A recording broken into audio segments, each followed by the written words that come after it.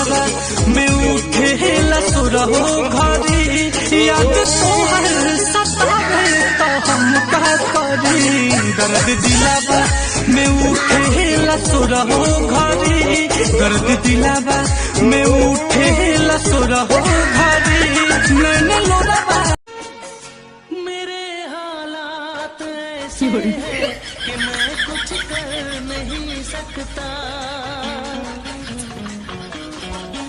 मेरे हालात ऐसे डाल के केवाड़ी में कीली कहिया सूते के मेली। अब सूता सर एक ही दिन डाल के केवाड़ी में कीली। का हो का रे? अब हम काली से दूध लेवे बहरे ना जाई। काहे? तो के पता है का?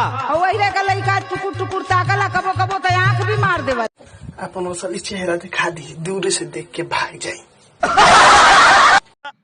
कोरोना बीमारी बदतमीज हमार देश छोड़ के चला जाओ, नहीं तो कोरोना बीमारी तुमका बताते तोहरी बहन महतारी पाए लागे।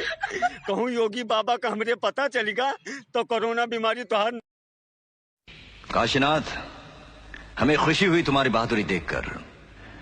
तुम्हें भी बहुत खुशी होगी ये जानकर कि आज के बाद तुम मेरे गिरोह में काम करोगे। ये मजदूर का हाथ है कातिया, लोहा पिघलाकर उसका आकार बदल देता है। ये ताकत खून पसीने से कमाई हुई रोटी की है। मुझे किसी के टुकड़ों पर पलने की जरूरत नहीं। कीड़े मकोड़ों की तरह गली में रेंगने से बेहतर है